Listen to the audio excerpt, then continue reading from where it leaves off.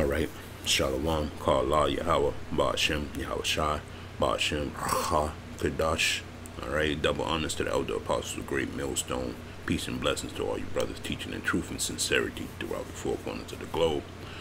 Alright, I'm back with a quick little sit down, man, about, as you can see on the screen, Puerto Rico enters a new age of austerity.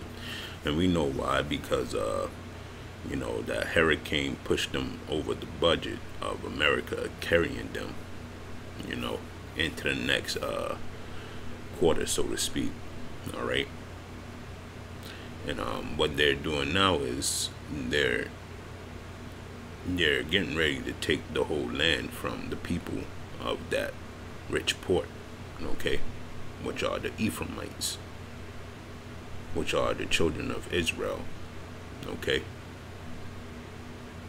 So what they're essentially going to do is just going to remove all these people from their land, not by physical movement, but just financially, man. Okay. There is going to be no middle class. All right. I'm just going to read a couple paragraphs, and then I'll put the link in the description box so people can read it. And this is from the Atlantic. All right. And it's published May 5th, 2018. Okay. And it says, Puerto Rico enters a new age of austerity. Protests against a new fiscal plan highlights just how turbulent the island's political and economic circumstances have become. Okay. Across the globe, strikes and protests are regular features of each May Day, which marks International Workers' Day. Sometimes these protests function as pressure valves and opportunities for people in the international working class to air grievances or demand better conditions. But other times, the demonstrations represent something more, sounding warnings against significant inflictions in global or national political trends and pointing to turbulent times ahead. So this is almost a verse right out of the scriptures, man. Okay, and let's get it. I'm gonna use my my phone, because whenever I do screen recordings, I can't just pull up scriptures at a whim unless I pre-pull them up. Okay, so let me just get it. Salaki, bear with me, brothers. You know.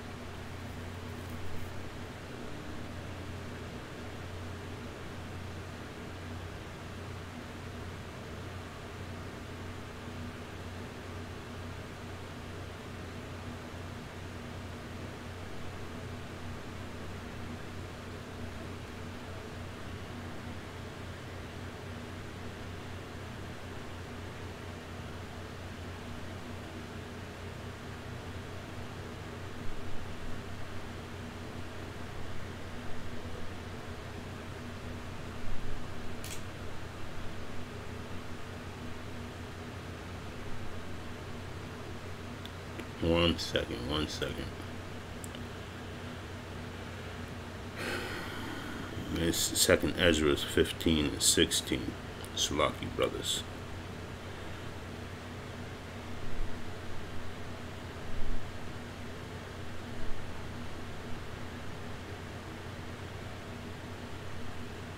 It says 2nd Ezra 16. 2nd Ezra 16 in verse 15. It says, the fire is kindled and shall not be put out until it consume the foundation of the earth, like as the arrow which is shot over.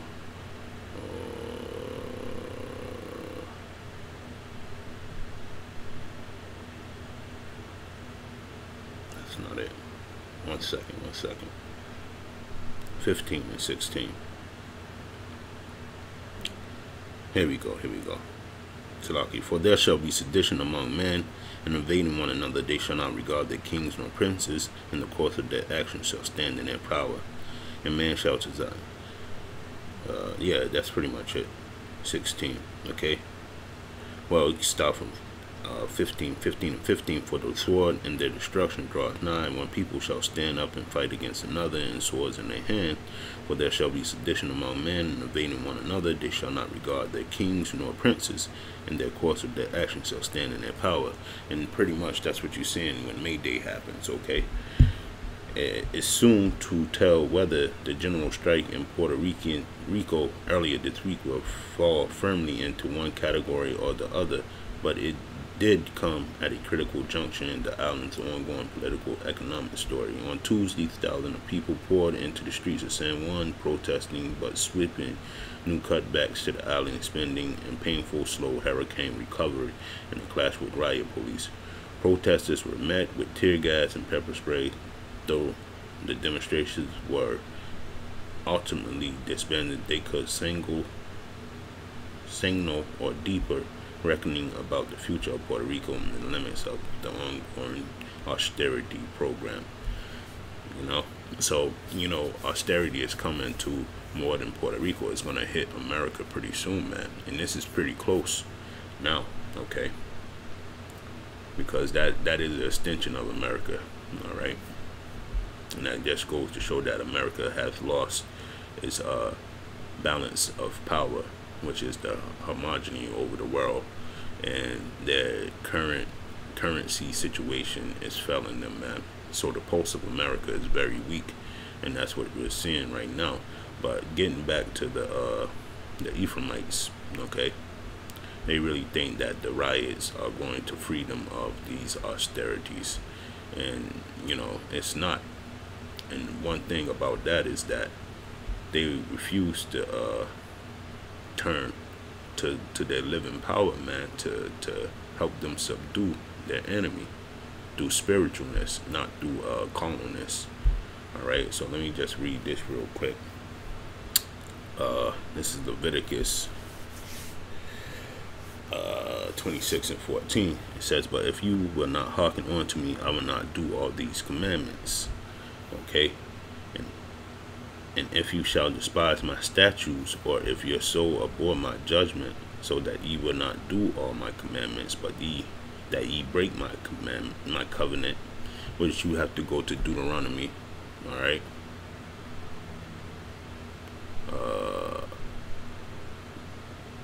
the 28th chapter, under me, over the 15th verse, and that's what he'll do. If you follow his will and his statutes, okay, he'll grant onto the blessings. But if you fall underneath the 15th verse, then all these curses shall fall upon you. And it's pretty much what you see with these Ephraimites and the whole nation of Israel, man. So not just to single out the Ephraimites, but right now it's the ongoing situation, which I use to get this point across. All right, and it says, and if you despise my statutes, or if your soul abhor my judgment, so that ye will not do all my commandments, but that ye break my covenant, I will also do this unto you. I will even appoint over you terror, consumption, and the burning ague, that shall consume the eyes and cause sorrow of heart, and ye shall sow your seed in vain, for your enemy shall eat it. And that's what they're getting ready to do down there in Puerto Rico, man. Okay, because that's the rich port, and Ephraim had it in their so-called possession, which was always ran by their oppressor. But it was a place where you could actually live off the land and do you, okay, and no one would bother you. But now all that's changing, man, since that hurricane happened. And if you read Isaiah the 24th chapter, it describes what the Lord did to these people. That's a silly dove upon this island, man, because they took not heed to this counsel. All right, And I will set my face against you, and ye shall be slain before your enemies, that they hate ye shall reign over you, and ye shall flee when none pursueth you.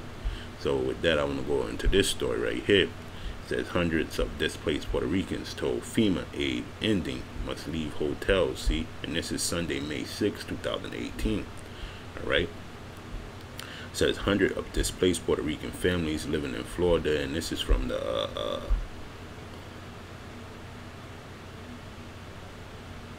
Orlando Sentinel. Okay. And it says hundreds of displaced Puerto Rican families living in Florida hotels since Hurricane Maria devastated the island could be left homeless by the end of the week.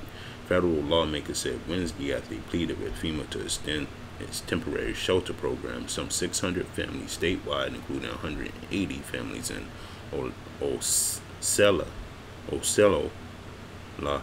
alone, believe that FEMA hotel vouchers program had been extended until May 14th, the lawmakers said. But earlier this week, the evacuees began receiving notice that their eligibility would end after Friday, sending off panic pleas to politicians and advocates.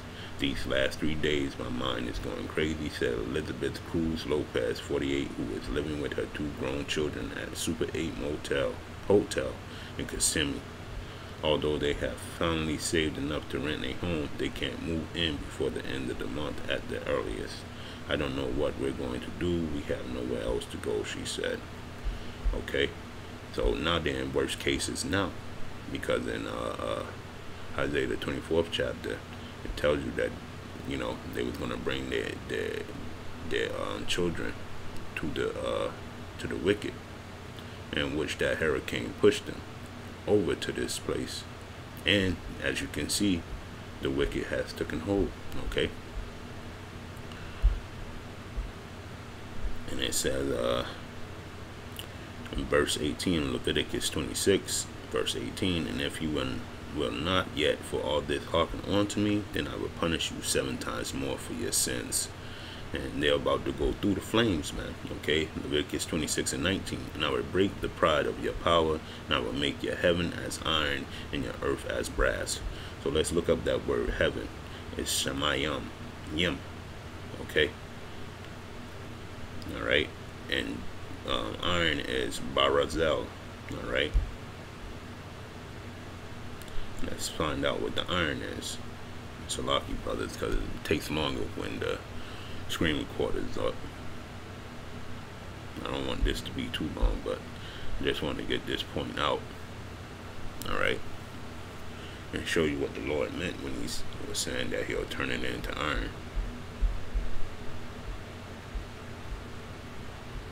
Alright, he'll turn it into harshness, strength, and oppression. Man, he'll just make it a hard time for them all around when they come to this land, man.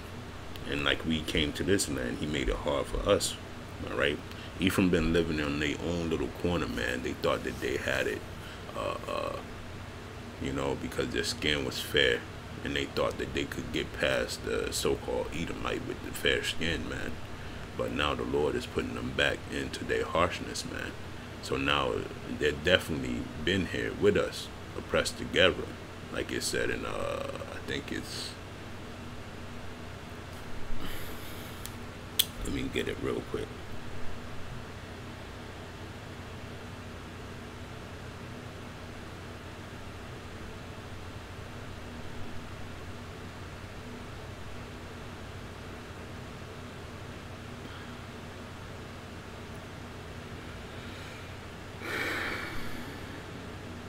Jeremiah 50 and 33, thus said the Lord of hosts, the children of Israel and the children of Judah were oppressed together, and all that took them captive held them fast. They refused to let them go. Alright, so they're over here now, and now they're going to feel the hard oppressions, and Puerto Ricans been over here for a long time. But now I'm talking about the island people that just now are coming to the shores of America. Alright, now they're going to find out that their heaven wasn't one that they thought of, but instead it's going to be of hardness and cruelty. Especially the chip is coming, you know, the time of Jacob's trouble, the FEMA camps, you know, martial law, you know, all these things are coming upon us, and then you got the biological warfare department starting up again, which is ran by the CDC.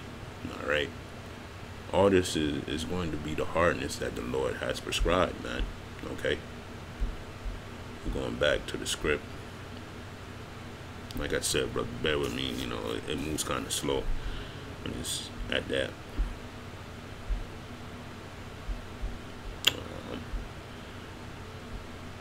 And then let's see what iron entails too. Okay, earth.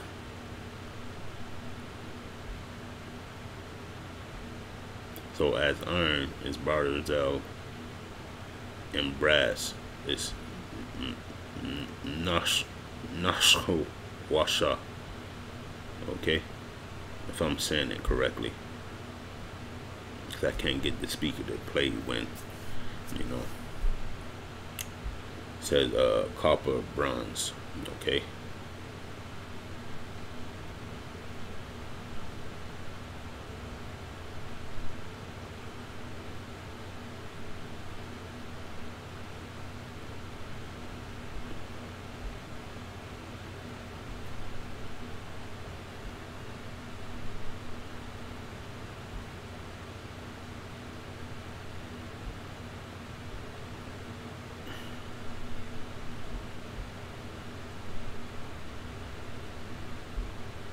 it's not giving a real definition for it, but the way that the spirit is bringing it out is that it's going to be a harshness, man, all the way around. All right,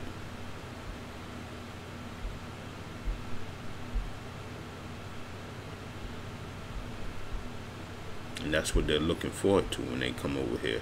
All right.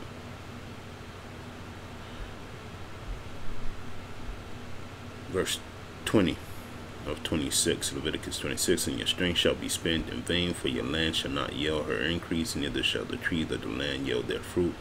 Well, we know that because after when that storm hit Puerto Rico, man, that place was decimated. It tore up all the topsoil, man, left that place barren.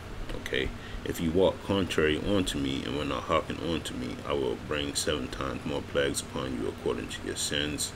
And I will also send wild beasts among you, which shall rob you of your children, and destroy your cattle, and make you few in numbers, and your highways shall be desolate. All right, so that's pretty much it, you know, over there in those lands. All right, and when I read this story right here, the hundredth that's going to be displaced, and this gets go to Zechariah 11:5, and it says, "Who possesses slay them and hold themselves not guilty. And they that sell them say, Blessed be the Lord, for I am rich, and their own shepherds pity them not. For I will no more pity the inhabitants of the land, said the Lord. But lo, I will deliver the men, every one into his neighbor's hand, and into the hand of his king.